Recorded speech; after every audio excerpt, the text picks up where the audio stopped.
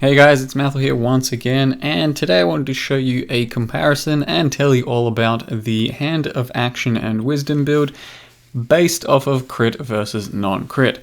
So I have been playing crit version up until about level 91, and a lot of people play the non-crit version. Originally I set out to just make crit, see if it's possible or viable or even worth doing, and at the end of all of this I decided to also respec into the non-crit version, which is something like a 15 passive point respec, so that I can compare both of them and give you a more informed conclusion as to which one's better, which one you should be playing, or if there's any real difference in overall viability or how you build it or damage or how you really play it. And so far, as far as my conclusions are concerned, there's not that much difference. The non-crit version's probably a bit more worth playing and building, but the damage is very similar on both of them, and they're both really almost the exact same build gear-wise, currency-wise. It's just a few differences on the passive tree and a bit of a different feel having your attacks crit with shock and with some shattering. So this was the crit version that I've started off showing you, and I'll show you the non-crit a little later. Before I show you the comparison of the non-crit side of things for the videos and the kills, I will go over the passive tree and how the things are different for crit versus non-crit, though spoiler alert, it's basically the same thing in the end. You will have a bit different of a setup, but ultimately it's going to give you the exact same result. You'll still kill things very quickly, you'll have slightly different ES values and slightly different int values. So to start out with, the crit passive tree, the one that I've built here is more or less what you're looking at. I think this is exactly what I ended up using, and it uses about 110 points, and it goes just about everywhere, collecting all kinds of dexterity that you convert into int, and as well as that some projectile nodes, but mostly focusing really heavily on traveling for int and some damage, and we also grab some flask nodes up here. So as you can see, we do grab some crit multis, some crits there, some there, and twin terrors. This is the passive tree I used up until about level 90 or 91, and then I respec'd into non-crit. Now the biggest issue for my tree as crit is getting to unwavering, which is pretty popular amongst this sort of build, because you go over there, you can grab a 30 int node, and you grab that dual socket to convert all your strength into int, which is a pretty good use of points in the end. It's hard to fit it in on the crit version because that's an extra 10 or so points, and there's really not much you can afford to drop or that you want to drop to be able to do this. So if you really want to fit unwavering in instead of using a Valerium, for example, then you have to drop things like this, maybe the crit multi, probably the accuracy and the int over here, maybe this entire WED cluster. You'll have to figure that out, but I never ended up doing that myself. I just stuck with a Valerium and a stun recovery flask, so it was a pretty good amount of stun recovery, and it worked for the most part, but not being stun immune did suck sometimes and get me in trouble a bit. When going into the non-crit passive tree, which I'll also link for you guys, we drop that, we go 1 and 2 here, and drop these 3, so no more crit there either. We drop these 3 over here, and of course you drop twin terrors. From there, you do go to unwavering, you grab the dual socket and have the strength to int conversion dual there, and you'll grab this 30 int node, and then very importantly you will have to travel and grab elemental overload. So that's currently 114 points, and that requires something like level 92, so I had to drop this node for now, which is 20 int for our build, but drop whatever you feel is necessary to get most of the important shit. Maybe you're not ready for flask nodes yet, but they are very good for Vinctars as well as all the flasks we're using pretty much, so I did not really want to drop Alchemist. Maybe the dual socket, since it's just a bit of damage here, lightning damage and projectile damage. But yeah, the important things are elemental overload, getting unwavering stance, and then a bunch of your projectile damage and all of that. Now we do get a little bit of leech here, so that's a life leech there, and a bit of mana leech. If you're not going to use a Vinctars or you're not ready to get one, then you'll also grab these 2 nodes for something else, just so you can have good leech. So that's the important things about the passive tree taken care of, I would say. for the most part.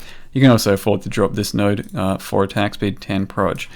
So that's the passive tree I'm currently using for the non-crit version. And yeah, we have 3 conversion jewels, 1 fertile mind, and fertile mind, and 1 brute force. Besides that, the other jewel I was talking about is just some lightning damage and projectile damage, and crit multi, which is leftover from the crit build. So you could get something like attack speed instead, or energy shield, or some int would be pretty good too. So that's the passive tree. That's all I really need to go into detail there. Besides that, there's only really a couple of other differences. Let me get my text back up. So the only other real differences are you will be not needing a diamond flask anymore. So putting in a Zeri flask is pretty good. You gain 15% of elemental as chaos, and you do deal a lot of elemental or lightning damage. And then with the flask buff from this over here, it means you do get a pretty substantial amount of chaos. So I'll show you right here. 35k lightning there. You get an extra 6k average, or average something like 4k chaos damage, so it's a nice boost, not needing a diamond flask anymore. Now, I was also running over here a Stibnite, which had 48% increased block and stun recovery because I wasn't stun immune and I didn't really like using Valyrium most of the time, and that buffed with the flask effects really does actually up your stun recovery quite nicely to more or less not get stunned most of the time. But I did still get stunned every now and again, and that's why I was running cast when stunned support, which is strictly better than cast when damage taken if you're getting stunned a lot. Attached to increased duration, immortal call, and vortex. The vortex is just there to apply a chill all the time whenever it gets dropped. But there's a few different ways you can go about it. Ideally, I think you'll always be taking unwavering stunts. It's just too fucking good, and getting stunned every now and again is kind of an issue in some fights and situations. So probably go out of your way to get unwavering, long story short, and the non-crit version really accommodates that a bit easier for passives. Besides that, in the crit version you use Choir of the Storm because it gives you something like 13% crit almost all of the time, so that's pretty crazy. And as well as that, you do gain some extra damage there, some lightning bolt, so it's actually pretty good for the crit version. For the non-crit version, you can go an amulet like this instead, or an Astramentus, which has 100 dual stats, 120, something like that. An amulet like this will probably give you more damage. It's got like 70, 80 int. It also gives you a bit of dexterity and some wed. Something like this is cheap as fuck, cost me 5 chaos I think, whereas an Astramentus right now is really expensive. Ideally, probably Astramentus because it's very comfortable for stats, but the perfect int amulet, like something like this or even better, will be better on damage. So look out for that if you want. Aside from that, the gear does not change at all, only 2 links change in our ultimate setup. So you will be running Spectral Throw, GMP, Wed, and lightning penetration. Those are your 4 staples in both versions.